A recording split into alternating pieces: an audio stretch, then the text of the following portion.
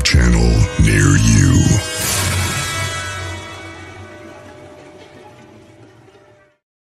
Well, hello there. Good evening, everybody. Welcome to another edition. And hello there. How are you doing, ma'am? I'm doing okay. Trying to keep warm in all this cold weather. And loved part of that intro. I had that nice fire going. I could have just dealt with sitting with that for a little bit longer. Yeah, took right. took a little creepy turn there towards the end. I'm like, woo, what's all that about? Right. But I love the wolf running and the fire going and in the woods and all that was all cool. But yeah, no, definitely. I've been having a fire going in my fireplace this past week. It has been cold up here in Wisconsin, but interesting, like we said earlier, not quite as snowy as it is down in Louisiana and Florida. Good Lord. They have more snow down south on the Gulf Coast than I have up here in my yard right now. I'm like, how is that possible? It's like, boy, crazy time. Isn't it crazy? Yeah. Fortunately, it's going to warm up again a little bit, but definitely interesting.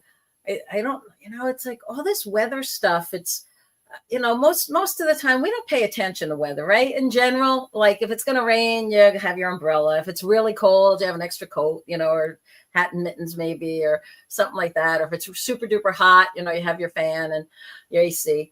But I think for the most part, we don't really pay attention until something really weird happens weather-wise. And there's been a lot of really weird weather stuff lately. I don't know if you heard about it. A friend of mine called me up and she said a friend of her lives in Washington State near Mount Rainier. And apparently there's been a lot of seismic activity lately around Mount Rainier. And they said, oh, and that's like a dormant volcano. And I'm like, what? I was like, oh. And so she's like, yeah, it explodes every like 250,000 years or something like that. And well, it's overdue. I'm like, yeah, like who, like where's the clock, right? How do you predict something? But just the fact that there's more seismic activity, I'd be like, yeah, okay. I'd be a little nervous. And then there's been massive earthquakes in Japan and tsunami warnings over there. We all know about the fires out happen in California. Thank God most of those are well contained and the Santa Ana winds are starting to calm down. But then you have these ice storms that have gone through and now all the snow down. I could not believe. I mean, I've been lucky enough to have gone to New Orleans several times in my life. And I'm looking at the intersection of where Cafe Du Monde is right there. They, nice little outside cafe where you sit there and have your coffee and beignets. And I'm like, there's 8 inches of snow on the ground. Yeah, right. I mean, ludicrous. Oh, on the plus side, those haunted walks will be able to see the ghost footprints, I guess, or do right. Tracks in the snow. Do ghosts leave footprints in the snow? I have no idea. Well, I was like, wow. So yeah, that's kind of just crazy stuff. Yeah. And it made me think just about in general, like how prepared are we and how much attention are we paying? If we believe that the earth is trying to send us messages or wake up calls, are these the kind of things that are the wake up calls before the really bad wake up calls, like these radical swings of temperature or, fires and floods and, snow on the beach, right? Like, are those things that are nature's trying to get our attention going, hello? And I, we mentioned earlier, you and I were talking, I said, if the aliens, those benevolent beings pop through the portal and, normally it's a hot, Florida beach and now it's like covered with snow, are they going to be like, you guys are really messing up this earth? Or are they going to be more eager to intercede because apparently we're not doing something right if the earth's going, do I have your attention yet? Hello, wake up. So I'm not sure what all that is about. But calm before the storm. Yeah, maybe Tristan, maybe. And then a question early. Okay, I'll jump into that early. So yeah, in my overview, I am a Renaissance woman. So what that means is I know an awful lot about a lot of different things, right? A Renaissance person, I was thinking back to somebody like Leonardo da Vinci. He was an artist and a scientist and a politician and a mathematician, and just somebody. Renaissance time was when people really immersed themselves in knowledge as well as with tools. And my whole life, I've been somebody who's immersed myself in learning. And so I know a little bit about a lot of different things.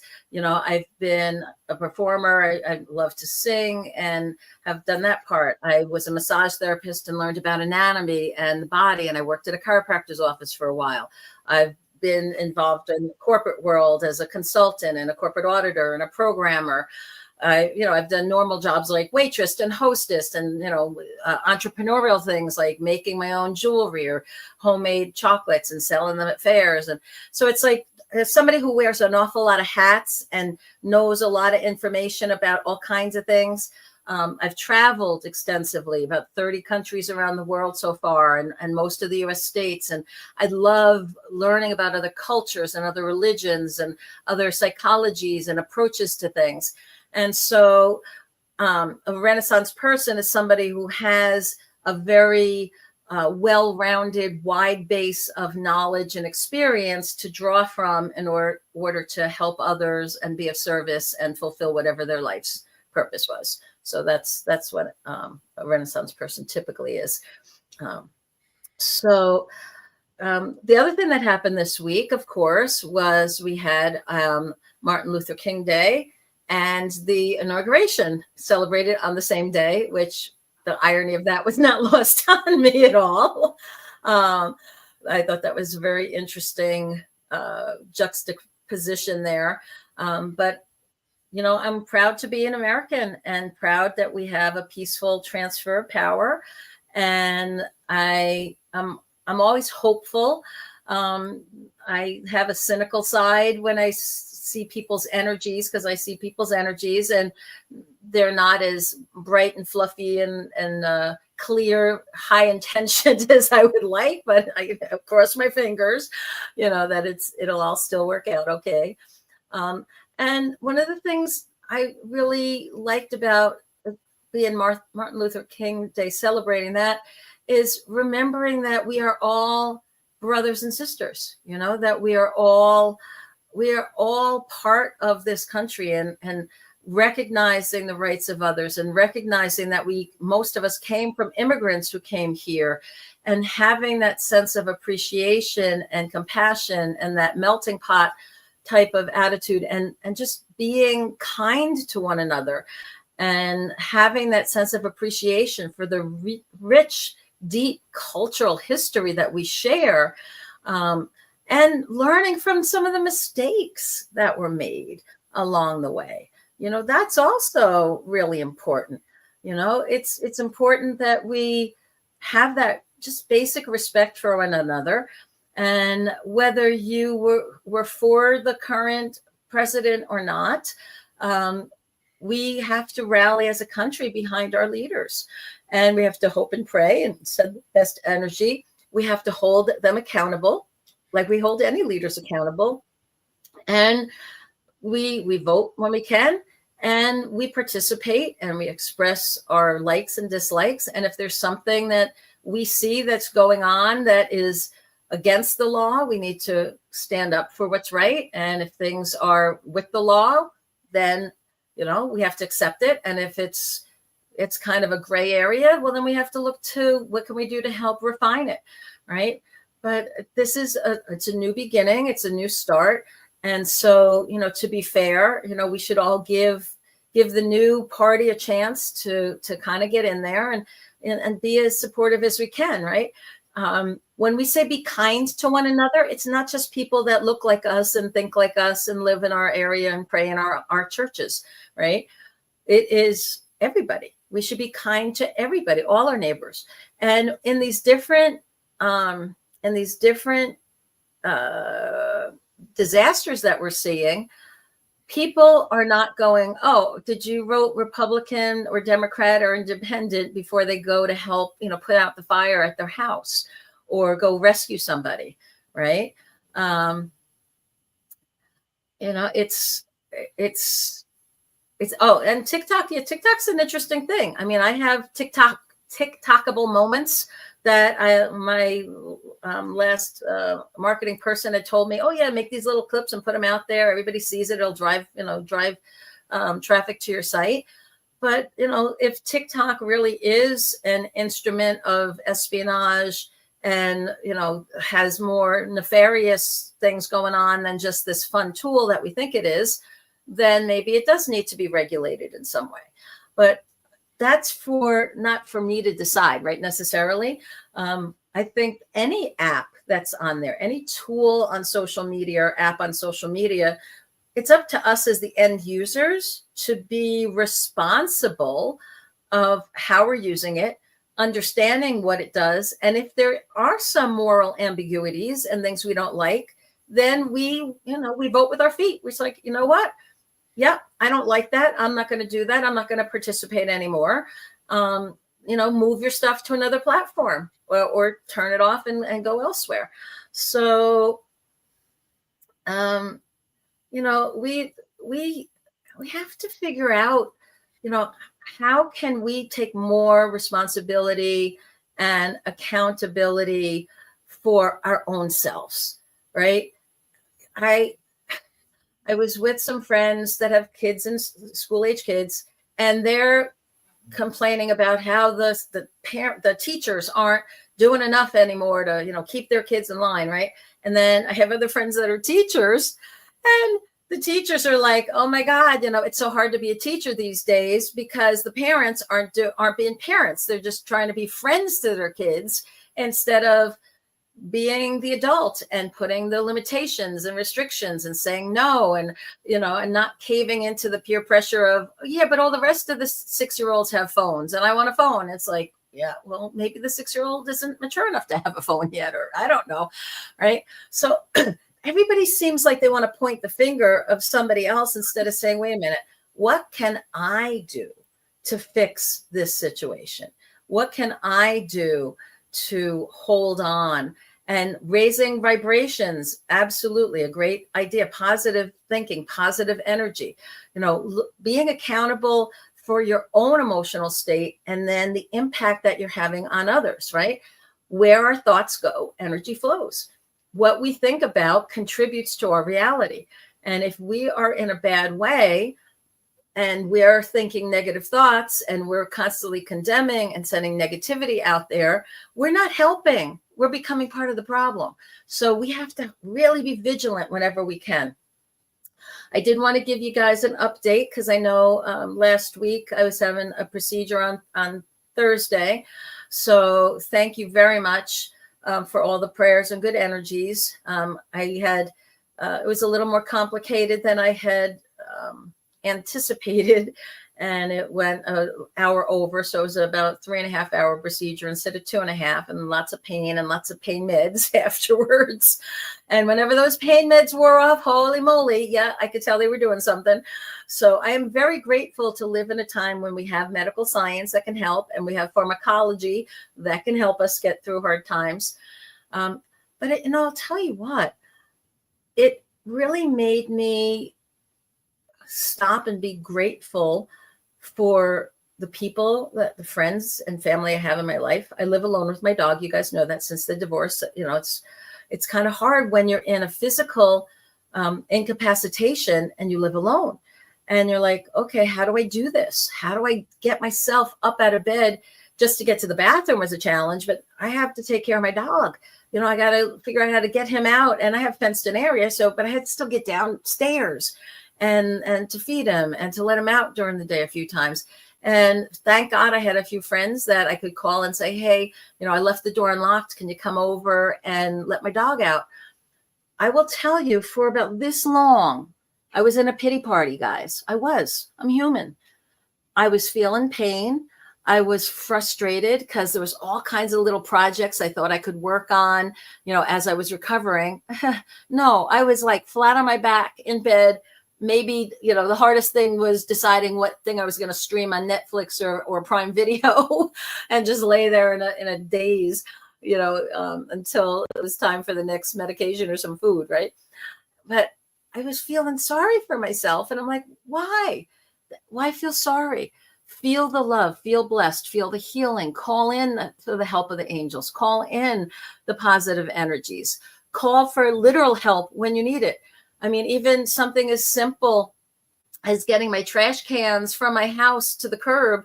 I have a fairly long driveway, and I'm like, I can barely walk. I had to use 2 canes to walk. I'm like, I don't have a free hand to drag a can. How am I going to get my trash cans to the curb? I'm like, I got to ask for help. It's humbling, right? Because I was always my whole life the goer, the doer, be there for other people. And now I had to ask for help. But you know what? I'm so grateful that I had some people in my life that I could ask for help, who did respond. And yeah, it was still hard doing the things I had to do. And I managed. And I'm grateful, like I said, just that there is medical science and pharmacology to help. Because if I was, what was going on with me, if that was happening maybe 30 years ago, I'd be out of luck. There wouldn't have been options, right? There wouldn't have been good things going on. So I'm very grateful, for that part of it. I also, that pity party, what else it made me feel sad about my divorce all over again. I was like, oh, if my husband was still here, if I was still married, he'd be taking care of me. He'd get me that cup of tea I'd like, or that bowl of soup, because I'm kind of hungry. But the thought of getting from my bed to the kitchen is like, forget about it. I'll just go hungry, right? Oh, he'd be able to take care of the dog. Right. So I was actually kind of like reliving some of the grief and the sadness from not being married anymore, not having my husband in my home, or not having a partner anymore. I thought, wow, that's weird, because, for the most part, I don't feel alone, because I feel the presence of spirit. There's so many friends and family that are in my life. But when you're going through a physical pain and struggle, it's natural to feel alone again. It's natural to have another layer of those emotions bubble up and go, okay, are you going to stick with that and dwell with that and wallow in that? Or are you going to, get stuck in that quicksand? And what are you going to do to get yourself out of it? We have the tools, right? We know what to do, but sometimes we get distracted by the pain, by the self-pity, by the sadness, by whatever needs to come up and happen. And that's where we have to be compassionate with ourselves. We need to be unconditionally forgiving and loving and patient and kind with ourselves, right? I'm always being that cheerleader. Go out there, be kind to one another. We got to be kind to ourselves too, right? And sometimes our body just needs to heal, and we need a little downtime. And sometimes we need a good cry, and it's okay.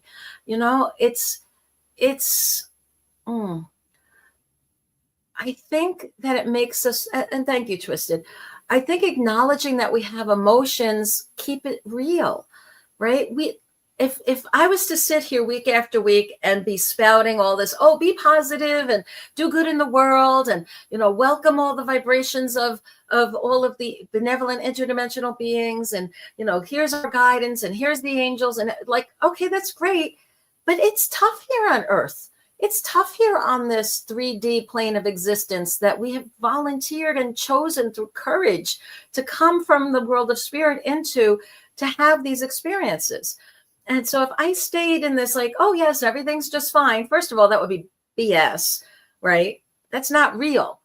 And any metaphysical teacher that's telling you that they don't occasionally struggle with pain or with disappointment or people letting them down or challenges or feeling negative thoughts, they're just not being genuine in that moment. Because maybe I don't know, maybe there's a few enlightened Christed beings or Buddha beings or just, people that are far more evolved than me on the planet. So I won't say there's nobody, but for the most part, there's people out there talking to you on a podcast that are like real people that have their jobs in their life, and they're trying to help and share stories and share messages. Part of the messages is, how do you deal with the real life stuff that's happening around, right? how can I help if I try to hide and make it seem like, oh, everything's perfect all the time, and oh, you should do what I do. No, I can share with you what I do that works, how I get out of the quicksand. But hell, guys, girls, ladies, gentlemen, I fall into the quicksand like everybody else does. But you know what? I think I've learned enough from all those other times I fell in the quicksand that I figured out ways to get out a little quicker. And so I don't get stuck as much or as deep, and I don't wind up going all the way under, right? I figured it out. And so that's where I think life experience gives us some of the wisdom that we can go forward and where we can help each other. And I can say, you know what? A lot of it is what we're thinking about. I could sit there and dwell on the sadness over and over and over again until I'm incapacitated, or I can shift gears into the joy. I can shift gears into the gratitude, right? Instead of pity, I can be grateful for the exact same situation. But it's like, what lens are we going to look at it through? You know, how do you want it to be? And yes, pain sucks. Death sucks, right? Losing somebody you love sucks. Losing your home and belongings, your job, your pets, that sucks. It's awful. It's heart-wrenching. It's gut-wrenching. It can put a hole in your heart and destroy your light of your soul if you let it. Please choose not to let it. It's okay to feel the ouch. It's okay to raise your fist to the heavens and say, this is not fair. You go through that. And then you say, okay, what do I need to do? What do I need to do to get my light back on again, to get it brighter again, to figure out where do I go from here? How do I help others? If there's others that need more help than me, how do I ask for help if I'm the one who needs that help? Where do I turn? And one of the places to turn is having that openness with spirit, tuning in, asking for guidance, asking for promptings, asking for that help first, because sometimes what you'll hear, what you'll perceive, the idea that'll pop into your head will be so much more effective and powerful and poignant for you than maybe what you would have thought yourself right off the bat, right? So making that a practice to ask for that help when you're feeling down, you know, it's like if you remember to ask a parking angel to find your parking spot when you're driving to an appointment, you probably should feel okay about asking for an angel of healing to help you when you're in physical pain, right? But I'll tell you, I'm really good at those first ones. I'm like the master of the parking spaces, ladies and gentlemen. I find those spaces, no problem, because I ask ahead of time. Somehow I don't remember to ask for healing as much until it gets to the point where I'd be on my knees because in pain. You know, how do we get through tough times, right? That's where we lean on our resiliency. We look back to what we've learned in the past, what we have picked up on. That's where we turn to other people, other counselors, support groups, friends and family, people that have gone through it that can help show us the way or give us some suggestions. You know, I've heard it said that, you know, until you've walked in somebody's shoes, you know, it's really hard for them to, it's hard for you to understand them, but it's also hard for them to take you credibly, to take your advice, because they're like, how can you be giving me advice when you haven't lived it? But they can sense that congruity, that intensity that you have, because when they know that, oh yeah, you've been through that. You know what it's like to have lost that loved one. You know what it's like to have lost that job. You know what it's like to be wrongly accused and to feel like your whole reputation is gone down the toilet. They'll be able to feel that, wow, you know what? You're always having to deal with everything that's out there. And I see, a comment that just popped up here. Yeah, the world isn't all butterflies, rainbows, puppy dog kisses. There is death, destruction, mayhem, chaos, but we have both. We've talked about this in some prior episodes, that for every curse, there's a blessing. For every horrible challenge, there's an opportunity that's possible. There's love. For every loss, there's a new love, a new friend, a new thing that can come into our lives, right? It's the nature of reality here that you wouldn't appreciate the light if we didn't have the dark, right? There's a two halves of the same. Good and evil coexist so that we can play around with the edges. It's like, if you don't touch the darkness every now and again, you don't have that choice to choose light, right? So yeah, we all have a dark side, right? We also have an angel side. We have that dark voice that says, they hurt you, hurt them more, right? They caused you pain, cause them pain. Okay, that's one choice.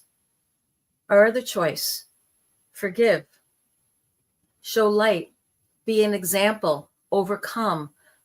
You be the beacon of light. You choose righteous. You choose to be kind. You do the right thing no matter what. That's a choice too. And sometimes it's easy to make those choices, and sometimes it is so hard. You just so want to hurt somebody. I remember, and I don't think I shared this before publicly. I don't know. It's a little personal, but it's kind of funny personal. But you all know I'm originally from New York, and I have a friend who the mob is still alive and well in parts of New York and New Jersey, and I have a girlfriend who has been dating somebody that's in that culture for a while. And when I first called her up to tell her that my husband and companion of 16 years decided he didn't want to be with me anymore, and that he was wanted a divorce, and that and then later on he's in love with my best friend who's 14 years younger, and they were going to get married as soon as we were divorced, which they did. She said to me, do you want me to get Johnny to get a couple of the guys out there to take care of him for you? She was serious. Like, she was gonna take care of it for me. And I was like, that little voice, that negative voice was like, oh man, that would be so sweet, right? Like, they deserve it, because they just hurt me and ripped my heart out. And it's like, all right, stop theirs, right? No. So we may go there in a nanosecond of our thoughts of, you know what, somebody hurt you, somebody hurt my friend, and you know what, it's easier for me to understand that mentality of mama bear, or like the tiger mom, like, don't mess with my kids, don't mess with my pets, don't mess with people I care about, because I'm going to hurt you back, right? It's hard to be forgiving if somebody's hurting other people that I love. Then there's that New York side of me that wants to come out. So I totally understood where she was coming from when she said that. But I said, no, it's good. I'm going the forgiveness route. I'm going the love route. I'm going the light route. I really don't want their souls on my karmic conscience of, this happened, and so now they're no more. No, don't want that. But there is that choice that we have in every moment of, how dark do we want to go? How far do we want to take it?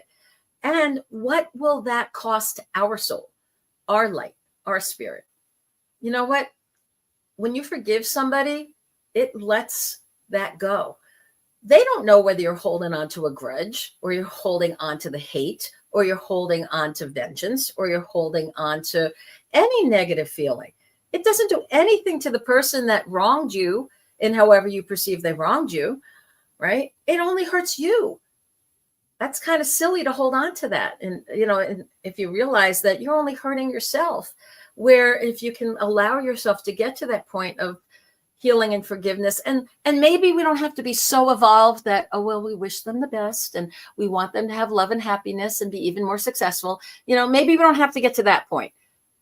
It would be good if we could, but maybe just getting to the point where we can be neutral and calm and choose peace and say, okay, you go your way, I'll go mine, and we'll just live in peace, right? So even if we could just get to that, as that can be our bar, let's try and shoot for that. I think a lot of us could do much better at getting there versus that knee-jerk reaction of, you hurt me, I'm going to hurt you back, or you hurt somebody I love, I'm going to hurt you even worse, right? And I think that's part of this whole polarization that we've seen in our politics and our religions and even just geographical things sometimes. So I think it's really important that we make a very conscious choice to be better than that. Be our best version possible of ourselves. Be the person that you've always wanted to be, right? Be the person that you would want your son or your daughter, that person, to have as an example in their life, to be like, yep, this is what you need to do to be happy and peaceful and successful and to navigate in this world without coming home with poop on your shoe or being stuck in quicksand every day, right? We need to show people how to fly, how to let their spirit soar, how to find joy again in their life. And in fact, joy was the actual first card I chose today. For y'all that have tuned in regularly, one of the things we do here is I ask for messages from spirit, and I choose some angel cards and oracle cards. And the very first one I chose today was joy. And it says, joy springs from a sense of connection with the divine and is a quality that will illuminate you. What does that mean? It brings you light, right?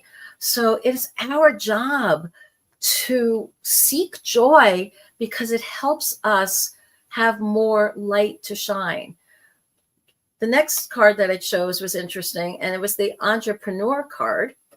And this one, I like the entrepreneur energy because self-employment suits me, because I like to be my own boss. I like the freedom of a schedule. I'm fairly disciplined. I'm fairly organized. It works for me. It doesn't work for everybody, but it works for me. But the spirit of entrepreneurship, when it comes to following our joy, is something that we can all take responsibility for.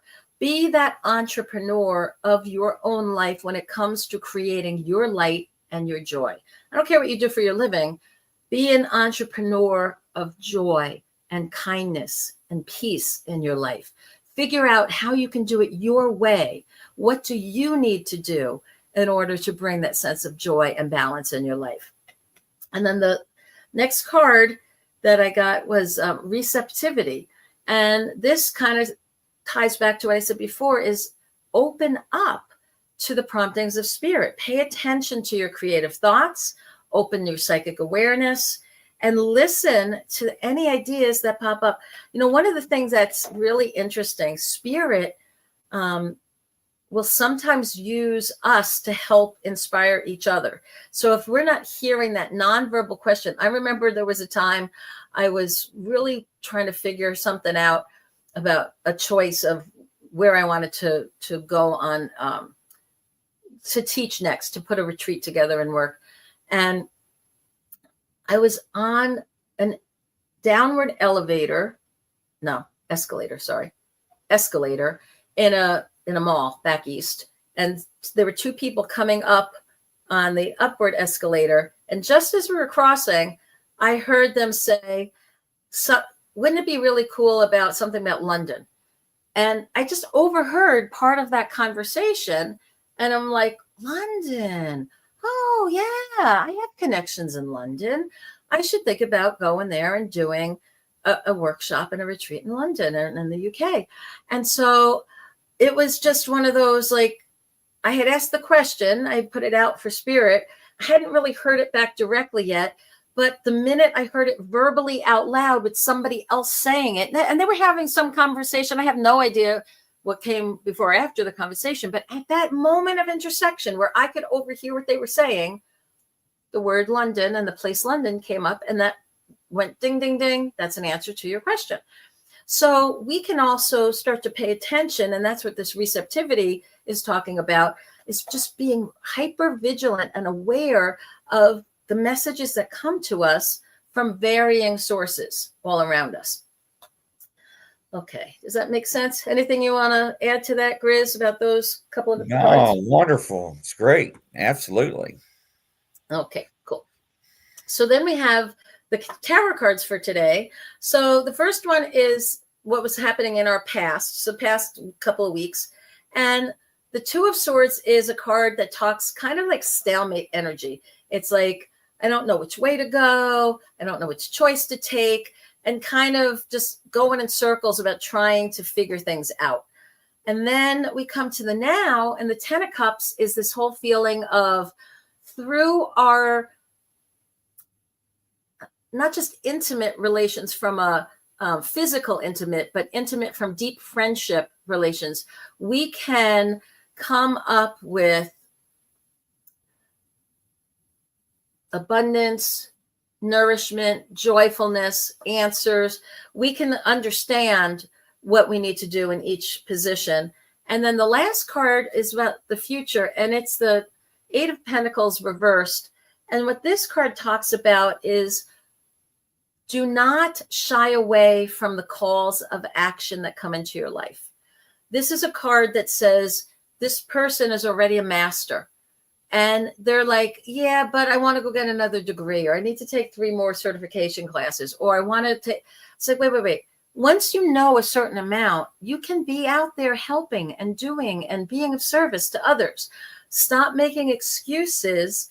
And when the call to action comes and somebody says, will you teach me? Will you share your information with me? Will you come and be part of this? Our answer should be yes. We have to have the courage, in also the belief of not just destiny and a path that our life is following, but trusting that when people knock on our door and say, will you, they were sent to you for a reason. They were sent to us for a reason. They're asking for us to be part of that project, of that workshop, of that retreat, of that service, of that whatever, because Spirit led them to us. And so our answer, whenever possible, should be yes. Be a yes person to the opportunities that show up in your life. Be a yes person to the people that turn to you for help, so that you can help serve them and shine your light and be kind and do right and help to have a positive impact on the lives of others. If we say no all the time, if no is our default, it makes it really hard for Spirit to guide us and prompt us and use us to become the best possible version of ourselves. So we have to have that willingness. I went to my book, Portal to Potential, and as I've said before, it's available on Amazon. I highly recommend it. It is channeled work, meaning that Spirit kind of dictated and I wrote it down. And then afterwards I read it and I'm like, oh, that's kind of cool. And every person I shared it with was like, wow, that's kind of cool. Can I have a copy? Can I have a copy? So I started putting them into one book, and this is that. So the one that page that jumped out at me today was a writing entitled Becoming Truly Human. And I would like to share that with you all today. Becoming truly human. You were born to fulfill your potential. Your birthright is to thrive and shine and become all that you can be. The gifts and talents you strive to perfect are innate to all sentient life. They are ways of being which were once usual and pervasive, but are now all but forgotten. In your soul, you remember and yearn to forget, to unlearn that which has taken the place of the natural order of things. Simply open your heart to love all. Where there is oneness of mind, spirit, and heart, there are no walls of time and space. You do not need to be special or earn the right to wield the keys of knowledge. Simply open your heart, open your mind. There is no good or bad. There are only forms of expression. Once you all shared a common language and were later confounded when you perceived differences and chose hate and fear over kindness and love. Have compassion for yourself and others. Still the distractions of your busy lives. As you think, so you are. Intention and attention leads to energy and information. Being first, then doing. Be, know, and then act. Kindness matters. Connecting is noble. Embracing your higher nature is an act of remembering the oneness that expresses as the many. There is but one heartbeat, one breath in the stillness of the nothingness where all were born, exist, and return. Become truly human. The fullness of knowing and expressing is something you have always been and is there for you to reclaim, to share, and to know once more. Allow yourself to remember. You already know. You have always known. I really like this particular passage because it is a reminder. It is a call to action, to remember what's important in the world and in our lives. You know, this past week I had an opportunity to counsel a client. I do pet communications. And this is actually the second week in a row I've done that. Last week it was with somebody that had some cats, and one of the cat was elderly and getting ready to make its transition. And this week it was a dog that was 18, and the owner wanted to know, like, is it getting time, to let the dog go? Is how much longer do they have? And it's really interesting culturally how we just all fear death so much, because we embrace life. We chose life. We came here to live and experience. And because we have that veil of forgetfulness, there is a tremendous level of fear of the transition that a lot of people have. And that's natural, right? Because our body wants to be alive. Our spirit came into this body and gave it its ability to function. And when our spirit leaves it, it will no longer be animated anymore. It will not exist in the same way.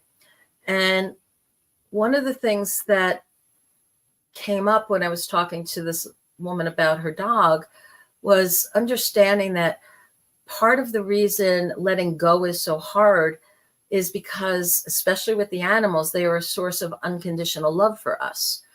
And it is rare, sadly, for many people to have multiple sources of unconditional love in their life. For many of us, it was our grandparents. Some lucky people, it was parents. Some it's our spouses. Some it's our kids or siblings. But somehow it seems like animals in their purity and the simplicity of how they come to us, there's this joyful exchange of unconditional love that we have for each other. And the thought of saying goodbye to that consciously and letting that go is very difficult. But it's not a goodbye, because our spirits are intertwined, just like the spirits of our loved ones that are on the other side of the veil. There's very little doubt that in almost any religion and any spiritual practice, we know that we are all one and connected, and that once we leave this side of the veil and we're on the other, there will be a reunion. I think I've shared the story before with my mom's passing. The part that's significant is on the morning that I suspected she was going to pass, I was having a dream. And I dreamed of my Uncle Mike, who was her favorite brother-in-law. And he was at the Polish Community Center, reaching over the bar and grabbing bottles and putting them out on the tables. And he sees me across the room and he waves and he says, hey, honey, big homecoming today. This great celebration. And I wake up to the phone ringing and them telling me that, my mom had passed. And on the spiritual side, it's this grand reunion of the spirit that left the spirit world to come here and have these, whether it's 20, 40, 50, 80, 100 years of experience here, and being disconnected and forgetful and unaware for the most part of that whole spiritual dimension. When our body dies, our spirit returns there. It is joyful. It's a homecoming. It's a wonderful blessing on that side, right? And we're still able to stay connected. We're always connected, whether it's with our animals that we've loved, whether it's the people that we've loved. It's through that love that the spirit makes this unbreakable connection. We are bound to each other through eternities, through the love that we have shared and expressed with each other. And that's part of how the souls really worked and how it happens. And so when it comes time to letting go, our animals will give us a sign. They'll let us know when it's close, when it's time. But it's up to us as their adults, as the caretakers of the people that are able to make the decisions and that have been taking care of their health and well-being since we welcome them into our lives and our homes. It's up to us to help give them that dignity of a peaceful, graceful, love-filled transition back to spirit. And so in our culture, we just don't talk about death very much, other than when there's major disasters, but we don't talk about how to honor people that are making the choices. There's some cultures where when the elders are ready, they go off and they will their spirit to leave their body. I mean, they're evolved that way. There's some cultures and societies where assisted suicide for terminally ill people that are in pain, is allowed, right? And like for some people, it's mind-boggling. Like, why would anybody not, fight till the very last minute? And you think, well, for some people, it's about a quality of life. And if it gets to the point where they're riddled with pain and they're just being either, knocked out of consciousness on drugs, but they want to face the transition with clarity and consciousness and feeling I've lived my life fully. I've said my goodbyes. I've gotten my affairs together. I'm surrounded by love and peace, and I'm ready for whatever that next adventure is on the other side. There are some cultures that allow for that. Ours is not one. We hold on. I remember my husband's mama was 100 years old. And the last 3 years of her life, she was begging people to let her die. And they force fed her and they did stuff in the nursing home to keep her alive because that was their job, to keep her alive no matter what, even though it wasn't really what she wanted. She was a woman of faith. She wanted to go be with her husband and be with her son, a couple of sons that had passed on. And she wasn't really living a life. She was in a room that she hated, in a place that was, it wasn't her home. She wanted to go home, right? And so when I think about with our animals, when it comes time to say goodbye and let them go, when it comes to even being there for people that are terminally ill in our life, our friends and family, when it's getting close for them, the best thing that we can do is help them feel love. Help them feel like their life has mattered. They've made a difference. To be somebody to hold their hand and say, this is not the end. We may not know exactly what's on the other side, but there's definitely something else. We came from there. We're just going back to the place we came from. How is that scary? It's kind of like, you go on vacation, ever go to a foreign country? It's like, you go there, you spend some time, you come back home. This whole earth experience is like one big foreign vacation for our spirits. And so it would be really helpful if we could have healthier conversations and not be so fearful about it. And even be prepared. One of the things that the fires out in California and even the crazy snows down in the Gulf Coast, right? What it was helping people do is realize, what do I need to do to prepare? Well, I think if we as a culture kept more self-aware on a day-to-day basis. And we thought, and we asked ourselves, what do I need to prepare for whatever is coming next? Whatever that is. And we're opening up to the promptings of spirit. And we're like, okay, what do I need to prepare so I'm ready for whatever the transition is, or whatever the challenge is, or the trial is, or the challenge may be. It would make life a lot less traumatic and dramatic for us, and a lot more peaceful. Because even when horrible things happen, if you have some sense of preparation, you can at least deal with it a little bit better. You're like, okay, maybe I lost a lot of stuff, but in my go bag were my treasures, and my go bag's in the car because I was prepared and ready, right? And so we can do that sort of thing. Hold on a sec. I'm not sure where he is, Maria. I'm not sure where he is. I'm still on the broadcast. So it's important for us to be as prepared as possible as we're going forward, to be self-aware, to make those kind of decisions and choices. Those are the kinds of things that I'm thinking of. And yeah, exactly, Twisty. The process of death and that transition, I've actually been with a few people when they've made the transition, and it's actually kind of peaceful and beautiful in a way. It's sad for those of us that are behind. As far as suffering, oh yeah, suffering's scary. Pain is scary.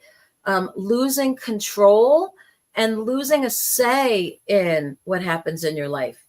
Those are things that scare me, right? And those are things like again, I reference back to what happened with Mama. Like, she didn't want what was happening to her. And yet the state decided, this is how we have to take care of you, whether you like it or not, and those kind of things scare me. I think that we should have more say in what we go through with our bodies, with our lives, with our families. So yeah, there's a lot of things to be afraid of, but that's also where things like living wills, living trusts, having a health proxy, which is an advocate, somebody that you can trust to fulfill your wishes. The person that will pull the plug when you're brain dead, even if medical science says, yeah, but we can keep that body alive for 10 years. No, thank you. Please, for God's sakes, pull the plug. Let me go on the other side, right? Have those people that you trust legally appointed as you are the health proxy, and make sure you trust it and make sure you're clear. Like, look, if there's still a chance, like, okay, if medical science is around the corner from coming up with a cure, don't be too eager to pull the plug. But if I'm truly brain dead and there's no hope in sight, pull the plug, right? I don't want to just be a vegetable, a body existing with my spirit, 3/4 on the other side and 1/4 going back and forth because you're not letting my body go. So, those are the kinds of things that it's really important to have the conversations with your loved ones, with the friends and family you trust. And if you don't have a friend and family that you can trust with that, then find a good lawyer, a counselor, a religious person. That's important. Because once you kind of deal with it and it's done, it's off to the side. You don't have to have it be pressing down on you mentally or spiritually anymore. It can be like, all right, that's been handled. I don't have to worry about that. And when and if these things happen, that's what contingency planning is all about, right? That's why preparedness. And I know some people, yes, I'm not trying to bring anybody down here, but I know like some people that do prepping, right? They do the prepping. Why? Not necessarily because they're sure it's going to be gloom and doom. It's because it gives them a feeling of control. And if they prepare for the worst and it doesn't happen, there was no harm, no foul. It gave them peace of mind. If something bad happens and you're prepared for it, then it's not going to be as bad, right? And again, our thoughts help create our reality. Where our thoughts go, energy flows. So what am I always saying, folks? Focus on shining your light, on being kind, on having positive impact, but being prepared and kind of thinking things through on a practical level is important, right? It's important to pay your bills. It's important to make sure you have food that's nutritious for your body. All these things are important. And then, one of the things that is really, really important as well is that joy that we started with. What are the things that bring you joy? Listening to the music, sharing with others, playing the games, being physically active, being around the puppies and the kittens and the loved ones. Yeah, life isn't all puppies and kittens, but when you can be around puppies and kittens, let me tell you, it's not bad. I worked for Guiding Eyes for the Blind years ago at their Canine Development Center, and there was puppies everywhere all the time. You could not have a bad day with puppies around all the time. You're having a bad day, go play with a puppy. Puppy breath is a real thing. Oh my God. It's like roses. There's something about puppy breath. It's like, I defy you to have a bad day in the presence of puppies. But yeah, it's a balance in life, guys. There's good and bad in all of it. Right. Something you wanted to add there, Grizz? No, fantastic show once again. Okay. So yeah, let's keep good prayers and good energies flowing to all, and warm thoughts, especially flowing to our brethren and sistren who are down south, who don't have the insulation and aren't used to all this freezing cold weather and snow. Let's pray for them and send good energy. And if you have friends or family, do check in on them. If you have friends and family in California in the areas that are still under some danger, make sure you're checking in. Ask for the ministering angels to help. Ask for your guides and loved ones to help. Right? Be proactive with sending energy and prayers. Be that force for good in the world, right? Be kind. You start with yourself. Be loving, be forgiving, be kind. Do the things that nurture you and fill up your cup so that you have it to share with others, right? Thank you so much for tuning in. I know we kind of went all over the place tonight, but it was just kind of going where spirit led. So hopefully it made some sense to y'all and warmed a few hearts. And Grizz, you have a show coming up at 9 again tonight, I think? Yes, 9 o'clock. Yeah, tune in for that, ladies and gentlemen. Any previews to Dangle? Anything fun coming up that you want to tell them about? Yeah, better check it out. So, yeah, I'll stay tuned. Right. All right, y'all. We'll see you next week. Have a blessed week. Stay safe. Stay warm. Love y'all. Be kind. Bye-bye.